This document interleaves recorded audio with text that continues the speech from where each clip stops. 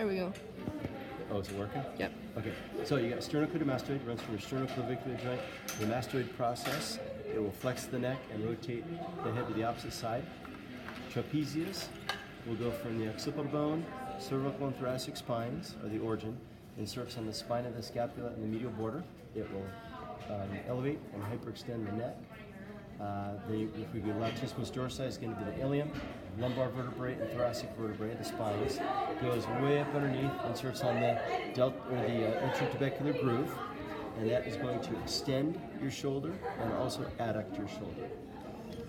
From there, we've got the deltoid. Deltoid's going to originate on the clavicle and the spine of the scapula. Insert on the deltoid tuberosity. This one does a little everything. It flexes, extends, hyperextends, and abducts. From there, we've got the pectoralis minor. Ribs 3, 4, and 5 is the origin. Inserts on the coracoid process of the scapula. And it's going to round the shoulders, or it says abduct, move the shoulder blades away from the midline, abduct the scapula. Pec major, sternum, clavicle, and ribs. Attaches, inserts on the greater tubercle. It's going to flex the shoulder and then also adduct. From there, we've got the biceps brachii. Your bicep is upper arm muscle, so you have the coracoid process and the supraglenoid tubercle of the origins. It's going to come down and insert on the tibial tuberosity. It's going to flex your elbow. Brachialis runs from the anterior distal portion of your humerus to the coronoid process of the ulna. That flexes the elbow. And then brachioradialis is going to be from the distal lateral humerus all the way down to the styloid process of the radius, and that flexes the elbow as well. And then if you go to your triceps brachii, you've got the infraglenoid tubercle and the posterior proximal humerus. Comes down, inserts on the olecranon process, and that's there to extend the elbow. From there, I think we go to the abs. You have rectus abdominis, which is going to originate at the pubic bone, go up to your xiphoid process and lower ribs, compresses the abdominal area, sit-up type muscle. External oblique is going to be lower 8 ribs as your origin. Inserts on the ilium pubis by way of the linea alba, and that's going to flex your abdominal area and then rotate opposite side. Then we go to gluteus maximus, which is going to come off your ilium, sacrum or sacrum, and then your coccyx.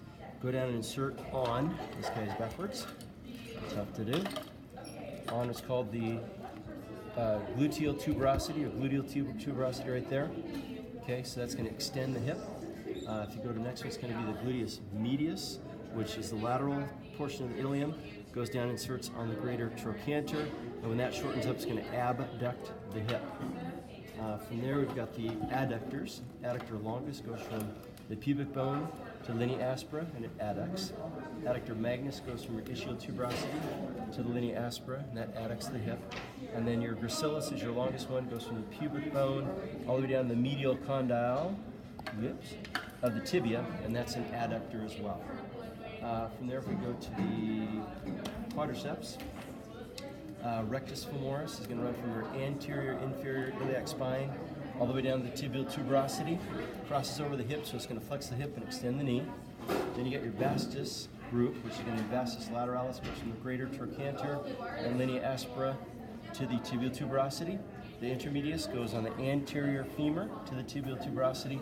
Medialis is going to be medial femur and linea aspera to the tibial tuberosity, and that's going to extend the knee. Then if you go to your hamstrings, which are the back side, right?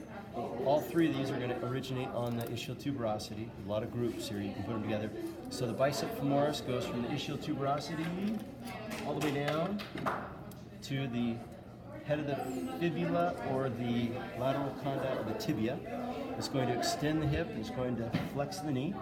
And then your semitendinosus and semimembranosus originate on your ischial tuberosity. They go to the medial condyle of the tibia, and they do the same thing, extend the hip and flex the knee. And then you go to your, I'll keep it here.